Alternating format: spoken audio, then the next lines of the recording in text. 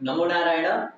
नमो नारायण। अष्टलक्ष्मी ज्योतिष सेवा केन्द्रको तर्फबाट यहाँहरू सम्पूर्णलाई धेरै धेरै स्वागत छ। आज हामी अष्टलक्ष्मी ज्योतिष सेवा केन्द्रको तर्फबाट एउटा यस्तो चिनाको उदाहरण लिनेछौँ जसको पहिलो घरमा केतु हुन्छ। पहिलो घरमा केतु हुनु भनेको आध्यात्मिक हिसाबले राम्रो हो, तर सांसारिक हिसाबले चाहिँ अलिकति कमजोर भइदिन्छ, किनभने केतुको दृष्टि 7, 5 र 9 मा पर्दिन्छ, जुन पञ्चम विद्यालाई अलिकति प्रभावित गर्छ भने सप्तम पारिवारिक जिन्दगीलाई नै अलिकति प्रभाव पार्छ भने 9 भाग्य दृष्टिलाई नै यसले निकै भड्काव दिने गर्छ। यदि केतु पहिलो घरमै मङ्गलको राशि परिदियो, त्यसैमा बस्दियो भने चाहिँ एकदमै धेरै भड्काव दिने हुन्छ।